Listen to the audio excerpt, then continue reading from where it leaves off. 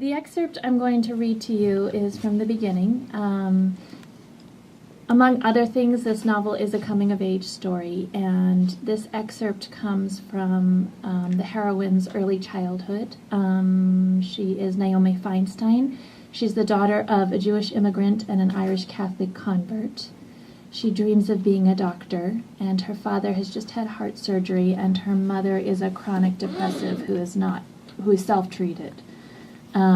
The other character in this scene is Teddy Rosenthal, who's the adopted son of a Hasidic couple who've just moved in next door. And her mother, Naomi's mother, has identified him as a possible friend. They're both 9, as I said, and the weather's been terrible all summer. At first, Teddy looked to be so unlike the nice boy my mother had hoped would be my friend that I resented him for it, my annoyance fueling a fascination greater than admiration ever could.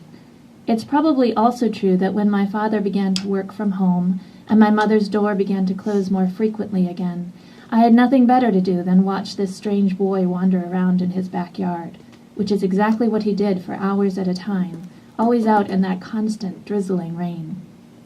The only division between our yards was a drooping metal fence.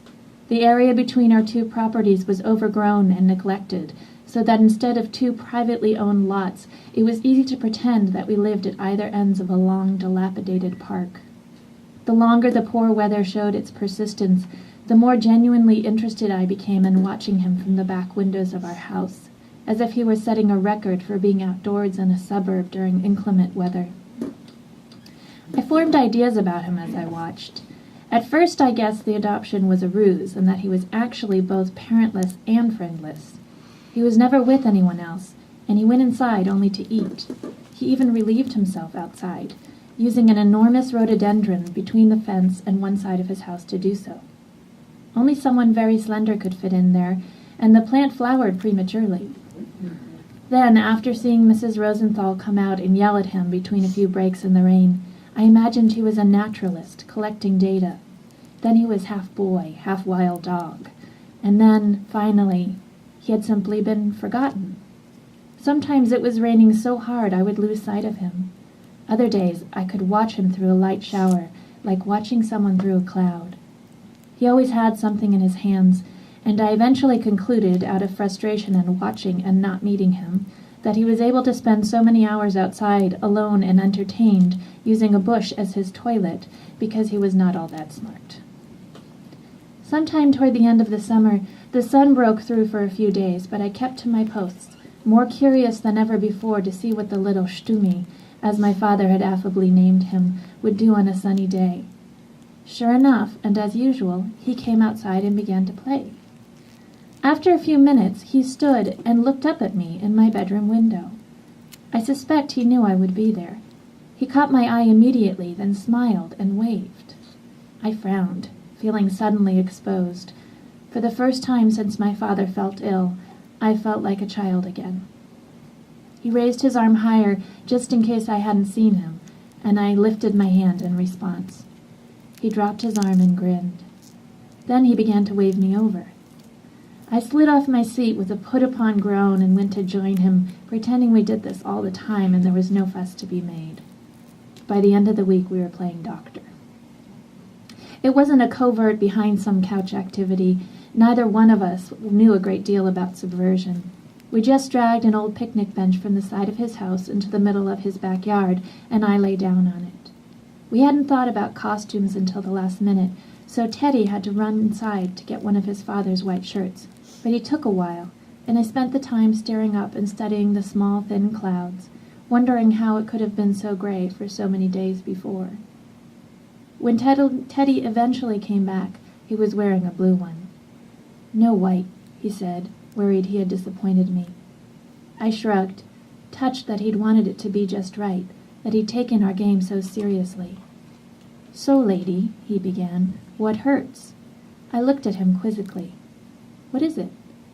"I'm not a lady," I said. "What should I call you then? Girl?" I didn't particularly like that either. "How about Miss?" "Fine," I said. "Or just call me Kid. Miss sounds like sis or sissy." What I really wanted was for it to be my turn to be the doctor, but we'd agreed he could go first. I got the sense he was looking to play a different game than the one I had imagined. He probably wasn't expecting me to check his pulse for irregularities and listen to his heart for signs of a murmur, and I wasn't thinking that he would think to take off any clothes. He had a string wrapped around his neck with a plastic ring around it. "Let's have a listen to your heart first," he began, tugging the bottom of my shirt up past my waist. I pulled it back down instantly. "My heart's up here, Teddy," I interrupted, glaring at him and pointing to my chest. He looked surprised and then hurt. "Mr. Rosenthal," he corrected me. "Dr. Rosenthal." "Sorry, Dr. Rosenthal." He moved his stethoscope up to my chest, sliding it against my thin yellow t-shirt, the most intimate thing anyone had ever done to me. The game had started with me being in control. It was my idea, my obsession. But then it changed on both of us, became something more shared and less defined. I realized I'd been holding my breath and let it out in a whoomph. "Does that hurt?" he asked. "Teddy again." I shook my head. He refixed his face into Dr. Rosenthal's.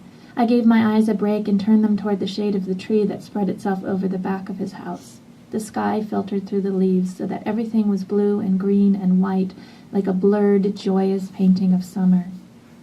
"I think it's your appendix, ma'am," he said. I squinted up at him again. "Kid," he added solemnly. "I don't think my appendix is in my neck," I said, pulling the chest piece from his hand. "I think it's here." I moved it down lower, back down to my hip. "You said I couldn't listen there," he protested. "Well, you can't hear my heart down here, and you can only hear my heart with that thing." The plastic ring swung loose. He put his hand on my belly as though listening with it. I barely felt the weight of his palm. "I don't know what to look for," he admitted after a moment. His voice sounded far away.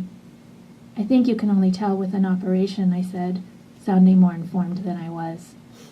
Teddy took the string and pulled it over his head. "Maybe you should be the doctor," he said, handing it to me. His expression was grave, unreadable. I sat up, feeling dizzy, and we switched places. Thank you.